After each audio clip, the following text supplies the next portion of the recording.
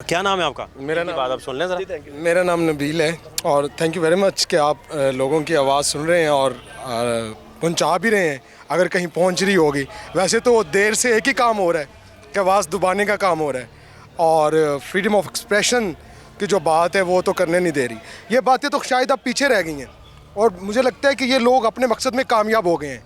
ये कहते थे कि ये जो हम बात करते हैं बढ़ चढ़ कर तहज़ीब की, फ्रीडम ऑफ एक्सप्रेशन की, अखलाकियात की, ये बातें नहीं होनी चाहिए क्योंकि जब ये बातें होंगी तो ये सोसाइटी तरक्की कर जाएगी और सोसाइटी जब तरक्की करती है तो फिर सबसे ज़्यादा तकलीफ़ उन लोगों को होती है जो अवाम की तरक्की में खुश नहीं होते। ये लोग अवाम की तरक्की में खुश नहीं हैं, ये इस झुंझट में फंसा के रखना चाहते हैं कि महंगाई, बिजली, आटा, रोटी, दाल, ये जो नारे लगाते हैं ना आकर कि 5 साल के बाद, 3 साल के बाद कि हम आपको रोटी देंगे, मकान देंगे। पहले ये हमें महरूम करेंगे तो ये नारा बनेगा ना, रोटी, कपड़ा और मकान। ये पहले महरूम करते हैं इन चीज़ों से, लोगों को करते हैं, उनकी करते हैं, फिर ये नारा आकर अलम इसका बुलंद करते हैं कि रोटी, कपड़ा और मकान।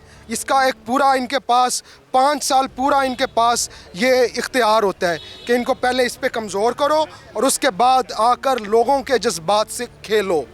ये कहते हैं कि हम फ़लाँ के साथ आहनी हाथों से निपटेंगे इनको। अच्छा, अब मुझे ये आपने बताना है कि आप क्या करते हैं एग्जैक्टली और आपका निज़ाम और निज़ाम ज़िंदगी जो है मेरे पास ही रही। निज़ाम ज़िंदगी कैसे चल रहा है? निज़ाम ज़िंदगी इस वक्त तो मफलूज है और सारी जो पाकिस्तानी आवाम है उनका मफलूज है। चंद एक कबीना है बल्कि एक तबका है जिसको सारी मरात हासिल हैं, जो दफातर के अंदर बैठे हुए लोग हैं जिनको बेसिकली जो फरमा रहे हैं, जो मुझे समझ आ रही है वो ये है कि आप कह रहे हैं कि जिन लोगों के ज़िम्मे अवाम की खिदमत का ज़िम्मा लगा हुआ है वो अवाम तक नहीं पहुंच रहे। आपने बेहतरीन तर्जमानी की है हमारी। हम यही कहना चाहते हैं, इनका मसला दरअसल सिर्फ़ और सिर्फ माल इकट्ठा करना और फिर अपने आप को मजबूत करना है। That's it.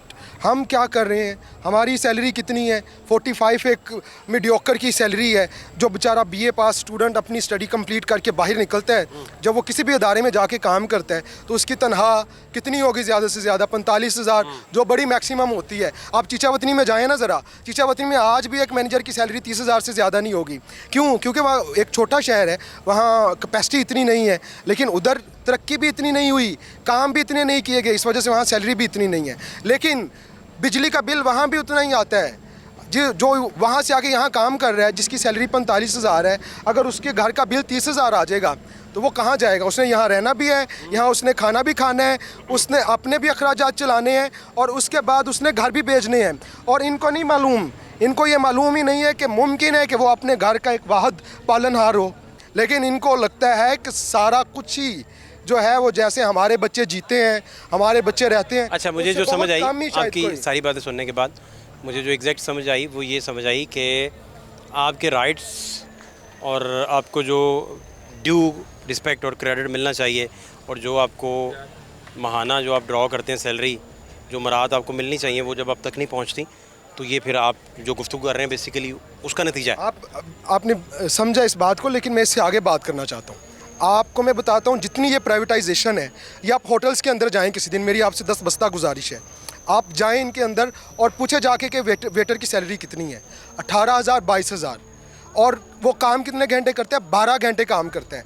ये जो मैडम साहिबा हैं इस वक्त पाकिस्तान के ऊपर, और पंजाब जो पाकिस्तान का सबसे बड़ा सूबा है और यहाँ से सबसे ज़्यादा रेवेन्यू निकलता है, इसको हिम्मत नहीं पड़ती कि ये वाली सारी प्राइवेटाइजेशन से पूछें कि तुम लोगों को इतनी कम सैलरियाँ क्यों देते हो? उससे 12-12 घंटे तुम काम करवाते हो और 24,000 सैलरी देते हो और उसके अंदर भी फ़ाइन काटते हैं। लेट आने का फ़ाइन, छुट्टी आज तुमने करनी थी, आज नहीं करनी थी, आज कर ली, इसका फ़ाइन 3,000 रुपया वो फ़ाइन ही काट लेता है। ये एक पूरा माफिया है। इन लोगों को तरबियत दें, इन लोगों को सिखाएं। लेकिन इससे ज़्यादा ज़रूरी क्या है? इससे ज़्यादा ज़रूरी है कि वो बंदा जो कुर्सी पर बैठा हुआ है और जो अपने आप को समझता है कि मैं बेहतरीन लोगों का तर्जुमान हूँ, जो कि लोग उसको नहीं समझते।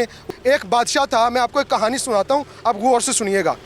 चाइना का एक बादशाह था, जब उसने देखा कि मेरी उम्र जो है वो बिल्कुल रसीदा हो गया, उम्र रसीदा और मरने के करीब पहुंचा, तो उसने ये सोचा कि मैं अब, उसका एक इकलौता बेटा था, उसने सोचा कि मैंने उसको इक़्तिदार सौंपना है, तो मैं अब क्या करूं कि उसको बादशाही के सारे हुनर सिखा सकूं।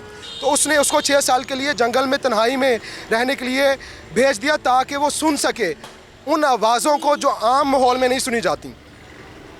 तो फिर जब वो वापस आया, उसने उससे पूछा क्या क्या तुमने सुना। उसने कुछ आवाज़ें उसको बताईं, लेकिन वो मुकम्मल आवाज़ें नहीं सुन सका था। उसने फिर उसको दोबारा 6 साल के लिए भेज दिया, और जब वो 6 साल के बाद वापस आया तो उसने वो सारी आवाज़ें बताईं, यानी सूरज के निकलने की आवाज़, ज़मीन के खुलने की आवाज़, फूलों के खिलने की आवाज़, पत्तों के छनकने की आवाज़, कीड़ों के रेंगने की आवाज़। और फिर उसने कहा कि अब तुम वो आवाज़ें सुनने के अहल हुए हो जो आम माहौल में नहीं सुनी जा सकती। ये अभी इन्होंने लाहौर डेवलपमेंट अथॉरिटी शुरू कर दी है, सारा रावी तबाह कर दिया है, सारा क्लाइमेट चेंज का इशू बेड़ा गर्क कर दिया है। लाहौर आलूदगी के बदतरीन शहरों में नंबर 1 दर्जे पर है। तो ये इनकी सोसाइटी है, ये इनका माहौल है। ये किस माहौल में रहते हैं, किस होश में रहते हैं, इनको होश दिलाओ। सैलाब 2010 का सैलाब आया था तो इन्होंने सोचा था कि हम जी डैम बना लेंगे। वो मोहतरम वज़ीर आला जो सिंध की बिलावल भुट्टो जो है सिंध के वज़ीर आला, या वहाँ का जो इस वक्त बना हुआ है वज़ीर ख़ारजा रहा हमारा, उसने 25 डैम वहाँ बनाए। और वो जब इब्तदाई सैलाब आया तो वो इब्तदाई सैलाब से ही रगड़े गए सारे। तो 25 डैम उसने बनाए थे, 25 डैम। आजकल वो बता रहा है मैंने ये हॉस्पिटल बना लिया, मैंने ये हॉस्पिटल बना लिया, मैंने ये सब कुछ दे दिया। तुमने कुछ नहीं दिया। तुमने कराची का क्या हाल किया है।